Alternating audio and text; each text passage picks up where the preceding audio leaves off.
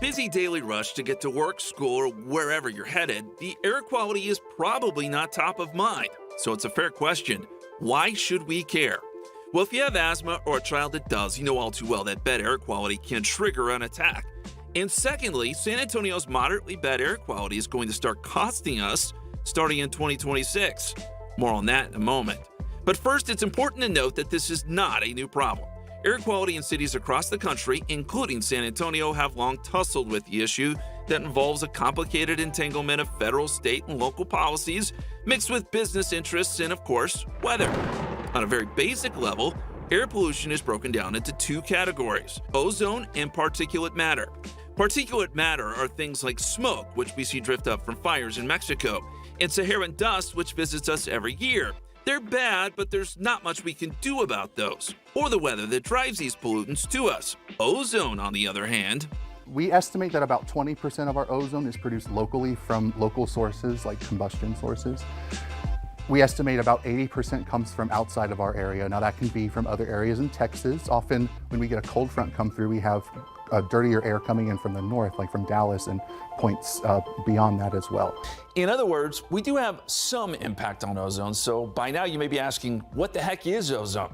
Well, ozone is nothing more than 3 oxygen atoms bonded together, O3, all fine and good, except for ozone is the Dr. Jekyll and Mr. Hyde of gases. In the upper part of the atmosphere, in the ozone layer, ozone is good. It's formed naturally from the interaction of UV radiation and oxygen. This ozone protects us from UV radiation, and we need it. In the lower part of the atmosphere,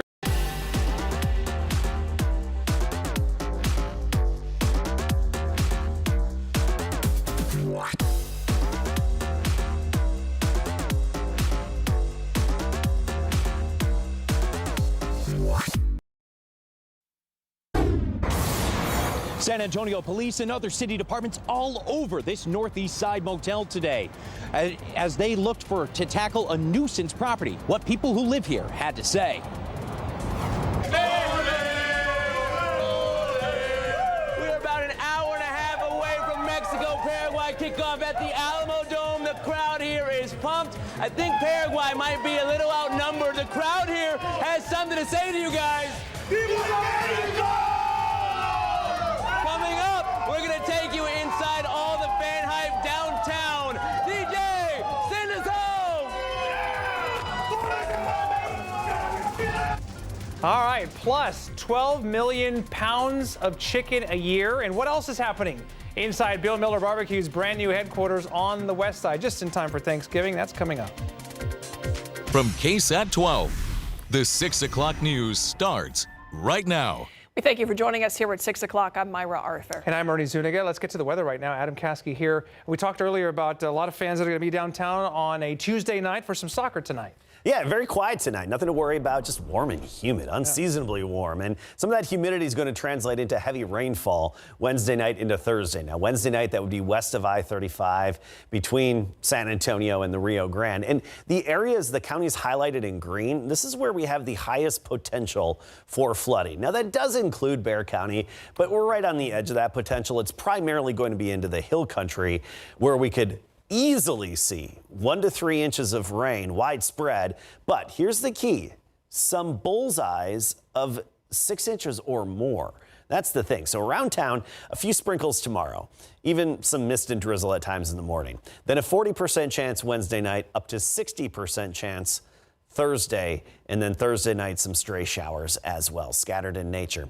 Here's our next system, and it's already throwing some of the Pacific moisture and high clouds into parts of West Texas. It's coming from the west, coming from California, this upper level swirl. That's what's headed our way, that counterclockwise swirl. That's the upper low that's moving our way, and that's going to, again, move in from the west. So areas closer to the Rio Grande and West Texas getting the rain first. Highest risk for flooding in the hill country. We'll talk more about the Futurecast, talk you through it, and how much rain is possible and where in just a bit.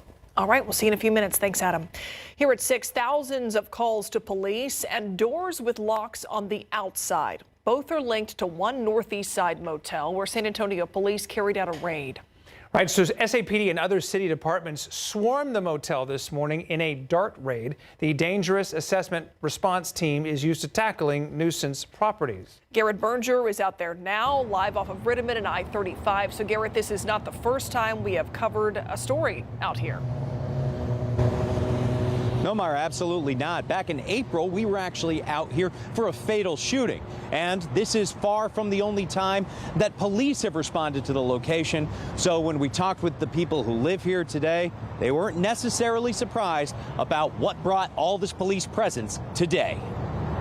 Some residents were still in their rooms when San Antonio police and other city departments arrived suddenly at the Cubed Motel on Rittiman Road. They didn't give me a chance to put my shorts on.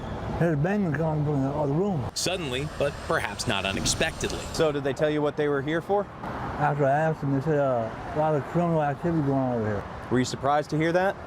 No, not in this area. Andrew Pitt says he stayed here since January. Well, I've never seen anything but maybe prostitutes coming in and out. All hours of the night. I'm moved up at night. Police say the complaints tied to the motel run the gamut. We've had thousands of calls to this location, anywhere ranging from assaults to sexual assaults to fights to disturbances. Police said some people have been improperly staying for multiple months, and they pointed to doors with outside locks as a sign of potential human trafficking. That's a sign that they usually they have the locks on the outside of the doors to keep people from leaving. That's also because we've had multiple reports here of the same, of human trafficking and sexual assault. The one former resident believed the locks were more to keep people out. That they just really just locked them up just to keep people from going in because they wasn't renting them. We tried the office to get management's response, but the door was locked too, and no one answered our knocks. On dice. Seems they weren't expecting anyone else to check in today. We tried just a few minutes ago before our live shot, once again trying over the office. Again, no response. We'd also left a voicemail with the motel earlier today, but we had not received a call back by airtime. Live on the Northeast Side, I'm Garrett Berger, KSAT 12 News.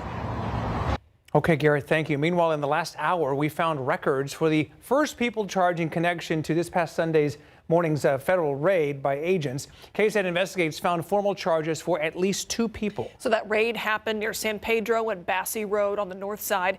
The FBI told us yesterday more than 140 immigrants were taken into custody. So our KSAT Investigates team has spent the last 2 days combing through those court records. They found records showing ICE agents took Marcos Contreras Max and Edwin Javier Chinchilla Lopez into custody during that raid. Both men, who are from Honduras, are charged with illegal reentry. Now, the feds say the raid was meant to disrupt the activities of the Venezuelan gang Tren de Aragua. But so far, there is no evidence presented in those court records that show Contreras Max or Chinchilla Lopez have any connection to that gang. A Bexar County Sheriff's deputy has been charged with assault. Corporal Jonathan Amaya was arrested yesterday. He is accused of physically attacking his girlfriend, who is a civilian employee with the department, at their home after an argument. Investigators say he pushed her against a wall and held his hand over her neck. Amaya was arrested while on duty yesterday and is facing charges, including assault and interfering with an emergency call. According to KSAT Investigates count, Amaya is now the 12th BCSO deputy arrested this year. A second probation violation, but despite that, a young man remains out of jail tonight. We are talking about Eric Cantu, who was shot by a former San Antonio police officer 3 years ago. We've been following Cantu's cases since he got out of the hospital months after being shot by Officer James Brennan in 2022. Since then, Cantu has been arrested multiple times, most recently for allegedly slamming a woman to the ground and then stomping her head. That happened last year, but it wasn't filed by the DA's office until a year later. So today, a judge resentenced Cantu to 8 years probation. We spoke with a defense attorney who is not involved in these cases, who says that despite Cantu's continued record, he does not think it will have a huge impact on the case of the former officer who shot Cantu. Just because you're a criminal, I mean, you could be a career criminal. The fact that he's displayed that pattern, or the fact that he continues to display that pattern by itself, probably not going to be useful to the defense in any kind of legitimate way. But obviously that could change depending on the details. Cantu is expected to be a witness for the state when Brennan goes to trial. A trial date has not been set in that case. As for Cantu, if he has any more violations, he would automatically be sentenced to prison for 10 years. There was a big matchup in San Antonio tonight, Mexico versus Paraguay at the Alamo Dome. Our John Paul Barajas joins us live from St. Paul Square, right across from the Dome, where fans are getting ready for the game. It's already loud out there, John Paul. Ernie, Myra, we're at Atlee's rally where the crowd here is pumped. I've had to ask them to be quiet, but I can't tame them much longer. Are you guys?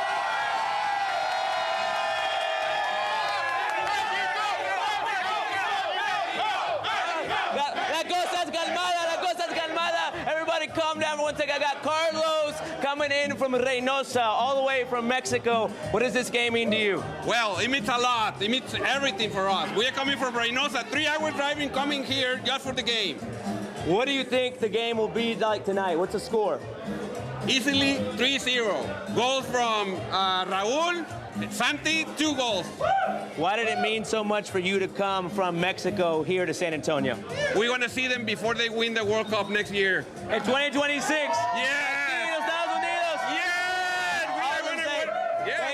Thank you, Carlos. Thank you. But this is so much more than just about the game. This is James Santos, the co-owner of Atlee's Rally. Talk to us about business, what this means not just for Atlee's and your business, but your employees. Oh, this is amazing. The Alamo Dome is doing such a good job of bringing big events. Being St. Paul Square, a smaller area, this brings a lot of awareness to small business.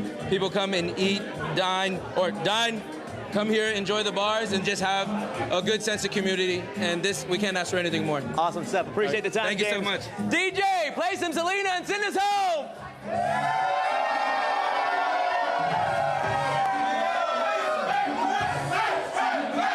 Anything for Selena. Oh my! And I think John Paul literally just mic drop right there. That's it. That's pretty. And the game hasn't even started yet. All right. Well, some of these people perhaps are on their way to the Alamo Dome right now. Mexico, Paraguay tonight at the Dome. 37 at Hackberry. Pretty slow, but again, just be mindful of the traffic in and around the Alamo Dome. And of course, there's a Spurs game too. So we'll keep an eye on the roads for you. This week is Hunger and Homelessness Awareness Week. It's a national effort to shed light on poverty and housing struggles. Local groups like San Antonio Food Bank, Close to Home, and Haven for Hope are working together to help our neighbors in need. They say it takes all of us to make a difference. This week is about showing how community partnerships can help families move from crisis to stability. Abuse and exploitation of our senior citizens is rampant. Last year, Adult Protective Services confirmed almost 5,400 reports of elder abuse or neglect. Bexar County has the second worst numbers in the state, and some local agencies are doing something about it. Our Courtney Friedman spoke with a Bexar County probate judge who just secured a big grant for a brand new center that will help these senior citizens. Melissa Cross says in 2020, her mother in San Antonio was financially exploited by hired caregivers. She was living off a marital trust. And this is where, when she became ill with vascular dementia, she was taken advantage of. Since her mother passed away, she's been advocating for more attention on these types of cases. Cases Judge Veronica Vasquez sees every day. Elder abuse, neglect, and exploitation. As a probate court judge, I see all forms of it because nobody seems to talk about it.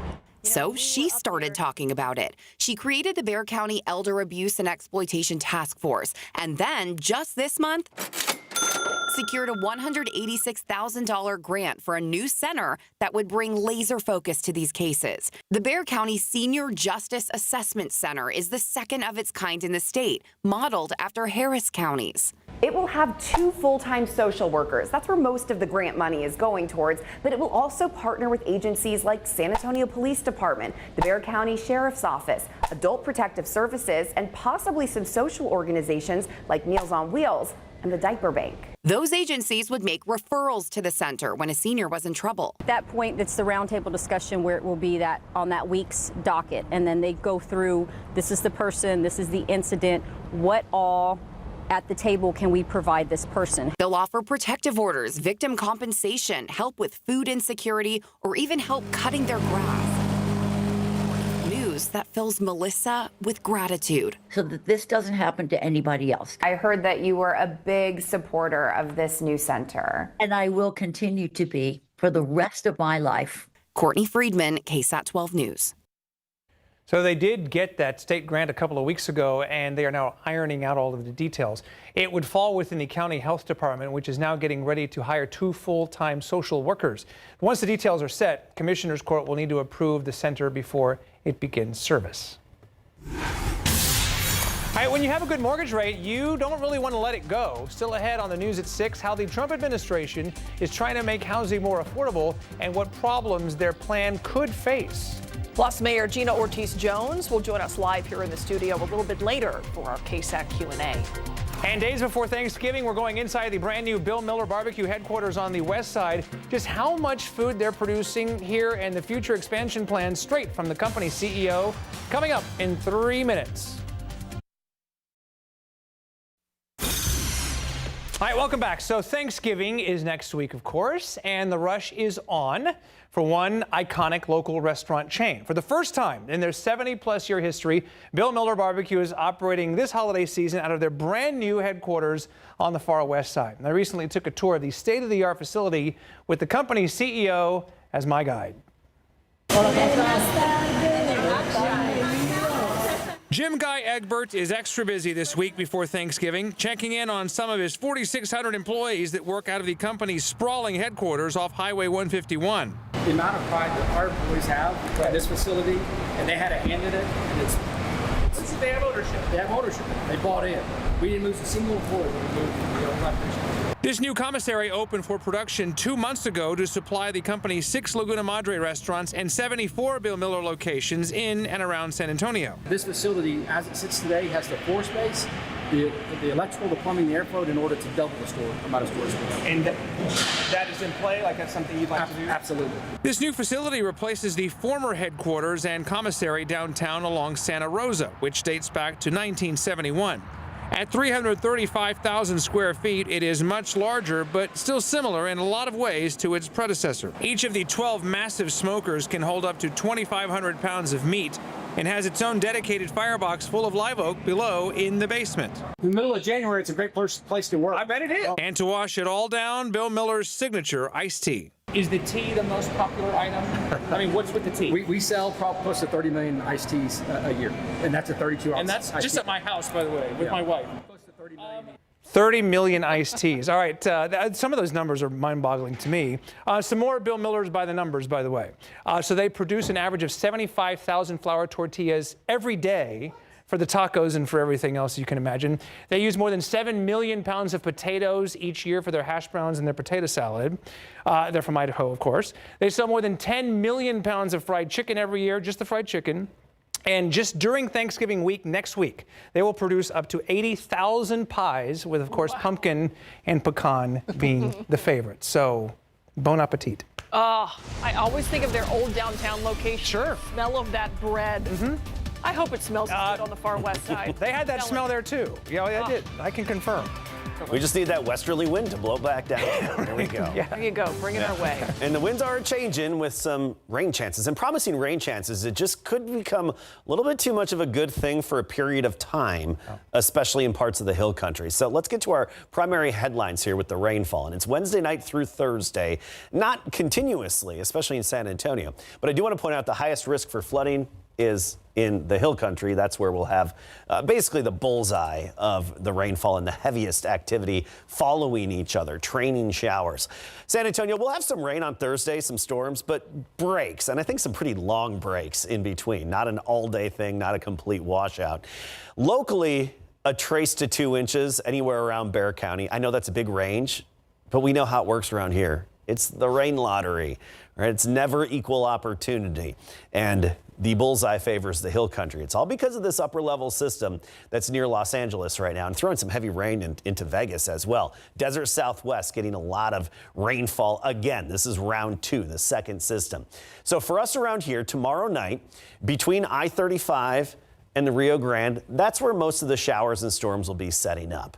Now, this is the kind of action that will move and be progressive, not just sitting in one spot, but it's going to be followed one after another, after another, after another, what we call training, kind of like train cars on the railroads. But notice most of it's holding off until Thursday in and around San Antonio. By Thursday, especially afternoon and evening, our odds get a little bit better for some of that rain. We can't rule out a stray strong or severe storm. There is the potential for localized hail or localized wind gusts here and there. And by Friday afternoon, we clear out. Here's the key. There's going to be a big swath of rain across Texas, favoring somewhere from roughly Del Rio to San Antonio up to Dallas. But here's the key. For us around here, it's really the hill country we're focusing on, because there's going to be likely some bullseye of 5 to 9 inches of rain. That could very well set up. Exactly where, we don't know. We have to wait till these showers and storms start developing and then following each other or training. But there's that potential, of course, street flooding, low water crossings, and now even some localized stream and river flooding can't be ruled out.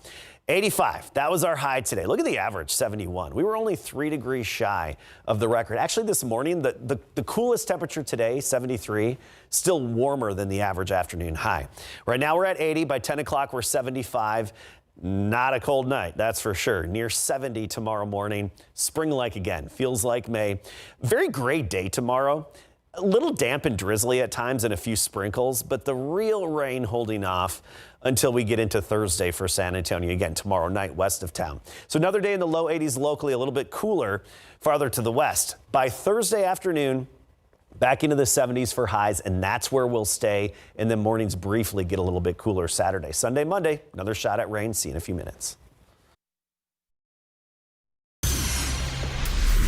All right, take a look at your screen here. We want to show you this video. Universal City Police need your help finding this 2011 to 2019 gray or silver Ford Fiesta. It's a little tough to see there with the dark video, but they say that this was involved in a hit and run back in September along FM 78 and 1604. So if you know possibly who might own this car, you could earn a $5,000 reward through Crime Stoppers. So one of the 2 victims in this hit and run is a mother of 4, and she spoke with our Petty Santos and says that she was nearly killed in this wreck, and she wants the driver to be arrested. For the first time, Victoria Rogers is getting to meet the Universal City Police detective who's helping to find the person who left her in a wheelchair. It was 12:15 on the morning of September 14th when Rogers had some car trouble while driving along FM 78 near Loop 1604.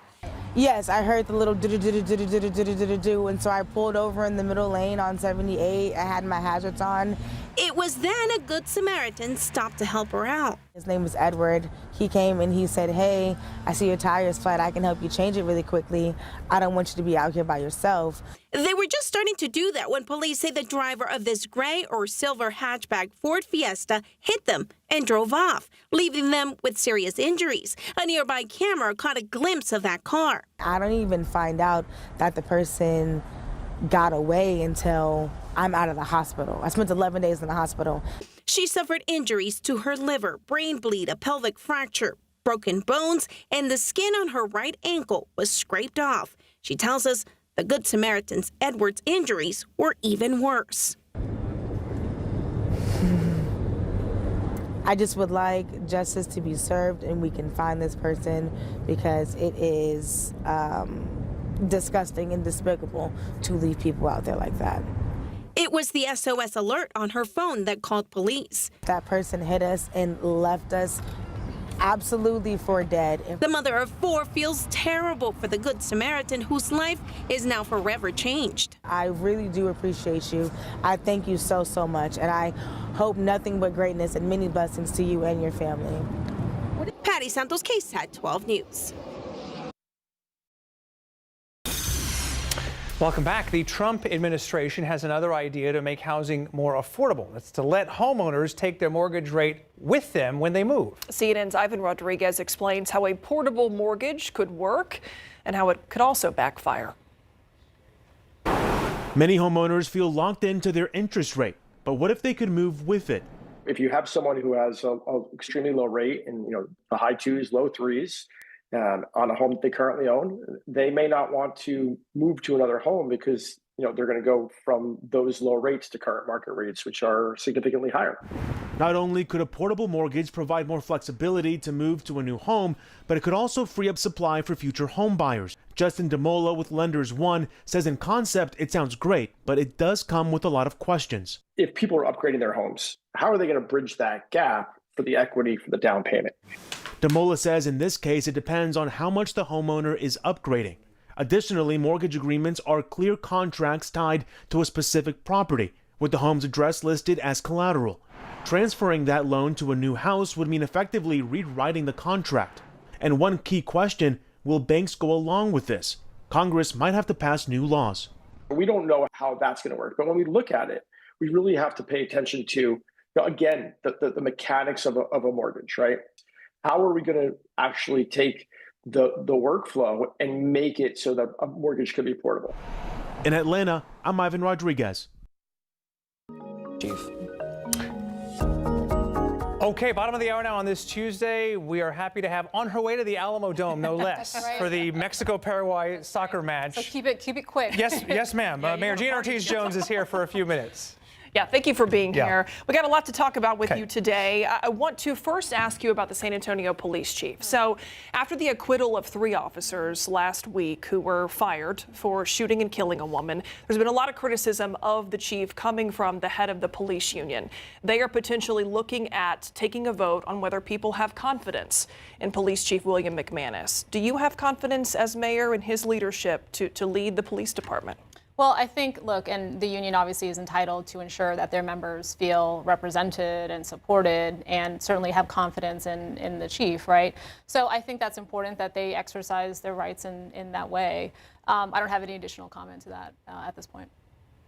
But you can't answer whether you have confidence right now, or do you have any concerns about McManus's leadership? I don't have any additional comments on it. Well, let me ask you this. Just for context, as mayor, it's not a hiring, firing position. that's right. That's the city manager's position. Very familiar. So very familiar with the process. Thank you. Well, for everybody We're else just letting out there them know. who We're may letting them not know. be. That's right. So have you had any conversations with the city manager about the police chief's position or his future with the department or his confidence in him? Yeah, so those are private discussions, and I'm not going to go into those as they relate to the chief's performance. So, look, I think the stats in the city, in terms of the safety in the city, they speak for themselves. I'm not going to speak any further on the chief's performance. Are there stats you're concerned about? Not at this point. Okay. I'm very curious why there's a no comment about this. That's not usually something that we get from you. Well, no, I provided my comment. I think, look, I think as we are all kind of tracking again, what the union's comments. Again, those folks are free to ensure again that their members have full confidence in the person that's leading the force. So I'll leave that there. What about conversations you have had? Have you had any with Chief McManus? Yeah, certainly. Yeah. We've got a touch point once a month. Obviously, my background in national security, I like to have a good sense of any threats to the community and understand, what may potentially be coming our way, right? So those are conversations that I think are important to have on some routine basis. And, as we were just discussing right before this, it is important that that's a tight relationship. Given what we're seeing at the federal level and some of the actions happening in our community. So I want to make sure certainly myself and the council have timely updates on things that are happening, and we are notified of those as quickly as possible. All right. We got a lot more questions about that specific topic, but there's a lot more going on in the city that we want to address that affect, many more people. So let's talk about the Wahalote Ranch project. So this is something out near the Helotes area that a lot of people have had concerns about. This housing development would come with a wastewater treatment plant that critics have said could potentially harm the drinking water of San Antonio. You sent a letter to the developer, Lennar Homes, said you wanted to talk to them about their plans. Have you heard back, and if so, what's that discussion been like? Yep. Since that letter, we've had 2 meetings. We actually had one today. It was myself, actually based on the previous meeting. I wanted to make sure we also had SAWS in the room. So today, it was myself, it was SAWS leadership, to include the board chair, as well as some of my council colleagues who were particularly interested in it, given the geographic area, and then of course Lennar. And it was important for me because based on the previous discussion, it was clear that there had been that was a conversation from 2021 when they were initially going through this. So wanted to make sure that we were all operating off of the same information. So Lennar, the developer, they have submitted their application for a MUD, Municipal Utility District, that is before the city. We have 90 days to provide our input on that. The outcome, regardless of the outcome of that, though, Lennar still has the ability to go to the state, to TECQ, and seek their decision. So I think, you know, it was important, and we all, I think, have a good understanding of the potential risks in the situation. So, you know, we also know, frankly, some electeds, Senator Campbell in particular, has voiced her strong concerns with that. So I've asked the staff to ensure that, look, we have to make sure there's the science piece of this, there's also the communications part of this, making sure we're laying flat for everybody, the risks as we see them, the ways in which the various approaches mitigate those risks, and what we anticipate in the long term. I think many folks probably read that article in the San Antonio Express News not too long ago about some of the recent experiences with MUDs. We, City of San Antonio, we have never approved a MUD. So this would be our first experience, unlike Houston and other parts of the state that have more familiarity with this. I'll be honest with you, top of mind for me when I think about a MUD is if something happens down the line and we determine that it is in the best interest of SAWS and of the city to, frankly, take over those operations. If the bonds needed to pay for the MUD have not yet been paid fully, we would also take in that debt as part of taking over those operations. So those are the kinds of things I think we need to make sure that we understand potential costs and benefits, not only in the near term, but also in the long term, and how much does kind of peace of mind worth to us now, right, given what we know may potentially be an issue. Okay, well, truth be told, we had more to get to with the mayor here, but we're out of time, and I know you have to be at the Alamo Dome in a little bit, but we appreciate you joining us every week and giving us a few minutes of your time. Thank you. All right, we'll see you next time. We'll be right back.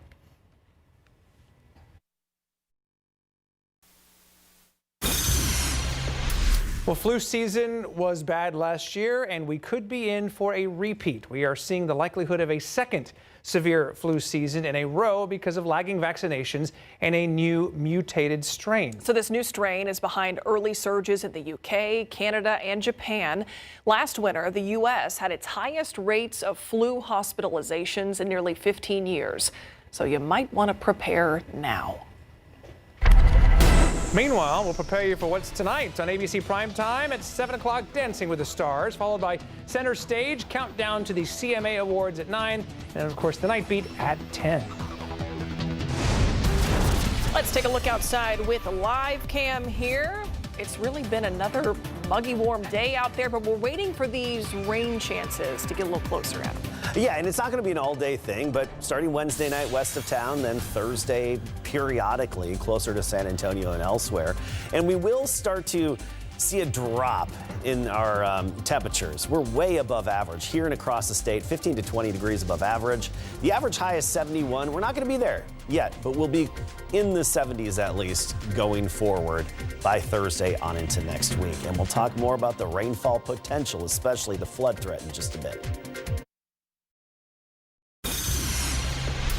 The House of Representatives voted earlier today to release the Justice Department's files on convicted sex offender Jeffrey Epstein. The Senate then unanimously agreed to approve it, where it will then head to the president's desk. ABC's Olivia Rubin explains how this all unfolded today.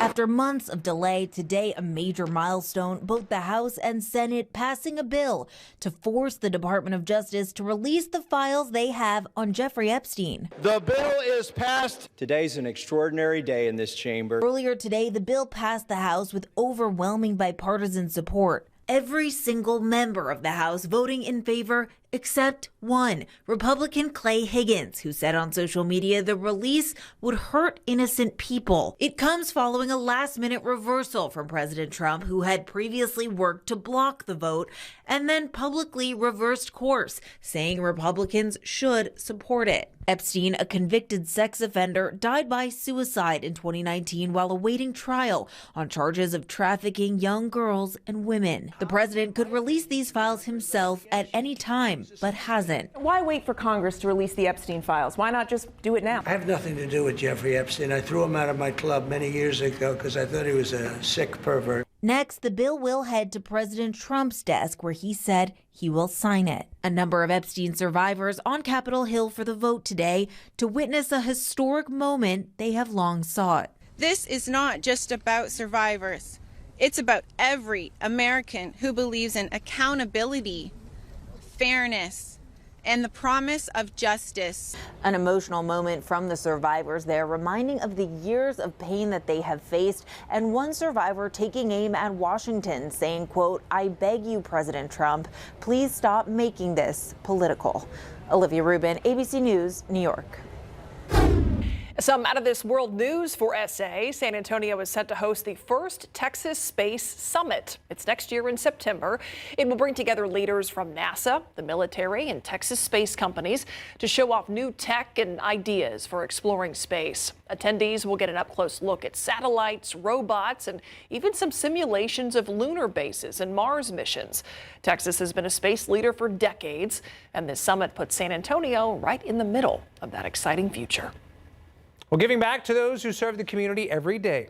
Earlier today, Generations Federal Credit Union delivered turkeys and hams to San Antonio fire and police stations. So it was part of their 13th annual Turkey Express. First responders are always on duty, so they might not have the opportunity to enjoy Thanksgiving with their families. So this is just a small way to thank them for keeping our community safe. When police and firefighters are away from their families on the holidays, especially Thanksgiving and Christmas, these turkeys mean a whole lot to them. It always seemed like I worked every holiday. I don't know why, but it's also a family away from home, you know, your second family. So we just make the best of it. And this event is special to Generations Federal Credit Union because it was founded by the City of San Antonio employees, including fire and police department personnel. Yeah, I got to appreciate everything first responders do, all the Amen. people who cannot take off on the holidays. For all of us. Very good. We appreciate it. All right, Adam, we are talking about this rain. Kind of time it out for us. We're looking to tomorrow night. Is that right? Tomorrow night west of San Antonio, basically between I-35 and the Rio Grande and all the way into West Texas. That's where we'll have the rain tomorrow night. Thursday is when we have more of a potential around San Antonio. So let's get right to it with our flood potential. And you see the green counties. That's Bexar County westward, basically San Antonio, west on Highway 90 to Del Rio, San Antonio up to Round Rock and westward. Mainly the hill country is our primary concern for flooding. And that is going to be tomorrow night on through Thursday night. 1 to 3 inches we think is very likely across a good chunk of the hill country. But here's the problem. There could be a bullseye of 6 inches or more somewhere in the hill country, and that would really lead to some flooding issues, street flooding, low water crossings, and even the potential for some localized stream or river flooding. Can't be ruled out in this kind of situation. So here's the system that's headed our way. It's right now over Southern California, big counterclockwise upper level swirl. This is the second of 3 disturbances. This is going to be impacting us Wednesday night and especially Thursday. Then we actually have another one right on its heels that moves in Sunday into Monday time frame. So the first one is what we're focusing on right now. And then keep in the back of your mind that Sunday into Monday, we're likely to have some more scattered showers and storms. Here's the futurecast. Remember, these are far from perfect. These models aren't all that great in terms of their accuracy, but I think this is good at showing where most of the energy is going to be to create the showers and storms Wednesday night into early Thursday, and that's west of San Antonio, especially in the hill country. And these showers will be training or following each other like train cars on a railroad, and that's what's going to lead to some of the higher accumulations and bullseyes out there. Once we get later in the day on Thursday, our odds pick up around San Antonio and surrounding areas.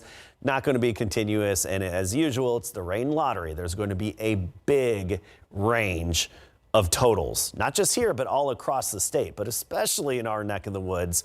You know, we're looking at the hill country for, we think, many parts of the hill country seeing 1 to 3 inches of rain, but there could be these little localized bullseyes of 6, 7, 8 inches.